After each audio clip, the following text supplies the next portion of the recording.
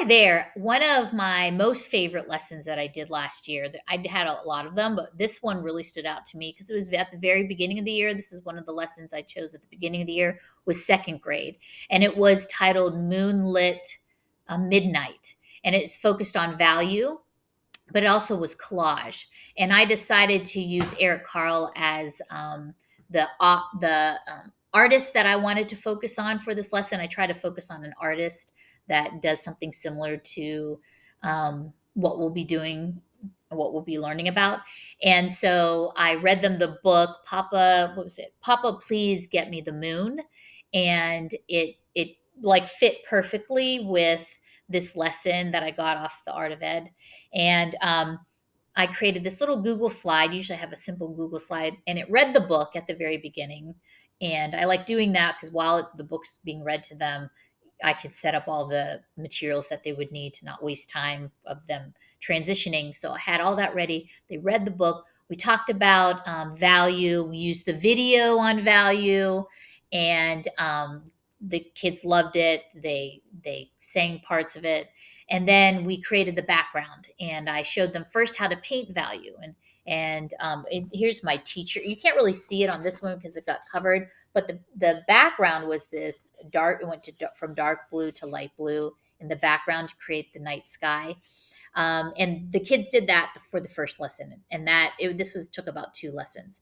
So we had the paper all ready for the next lesson, and then we moved on to the technique that Eric Carle uses of ripping paper, ripping tissue. We use paper, and so I gave them the different valued paper for gray and with black also. So light, medium, gray, and then black. And I said, we're going to create the landscape using this paper. And they were kind of confused on how. And I said, we're going to rip it. And I put my paper in front to show them underneath my projection thing. I started ripping it in big chunks. I said, you want to make sure you rip big chunks. And they just were looking at, what is she doing? She's ripping paper. How are we going to make that into a mountainside? And so I said, okay, I'm going to show you. And for some, to kind of help them, I showed them how to make diagonal lines and trying to rip on those diagonal lines. But most just rip big chunks. And then they're sitting there with a pile of, looks like trash. And I'm like, how are we going to make this into a mountain? And then they did. I showed them each layer by layer. We started with the light, and then we added on top of that and on that. And I can remember one little kid who had his pile there, and just like, I don't know, doing this, it does not look like yours. My mountains are like pointy, and my paper is pointy, and I don't know how I'm going to use this. And because once we do it, I don't usually give them another chance to try to rip it. I said, we're going to try to make what you have work. And so I want to show you his. He was a little frustrated because his mountains, when he first was putting the mountains on, it said it doesn't look like yours. But when he finished the first layer with the light gray, he loved it. He loved how steep it was. And then he put the dark gray and the black gray, and he absolutely loved it. And so we also added some texture on them. I showed them how to do some texture with some rubbing some color sticks.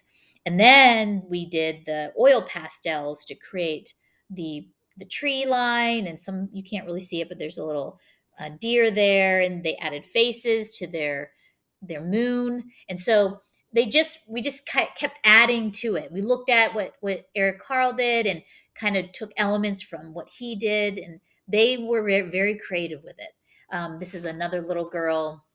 She moved partway through the year, so she forgot to take this with her, but she created extra stars, some bats up there, her little deer, but beautiful. And the kids at the end, my favorite part when teaching art is when they really feel like they're not going to be able to do it.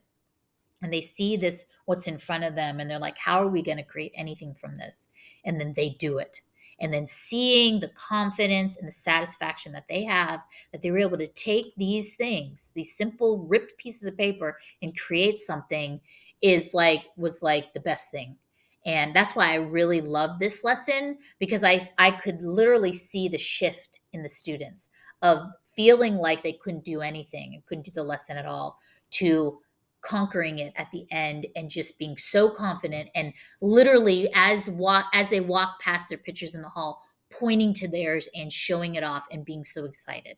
So this was my favorite lesson.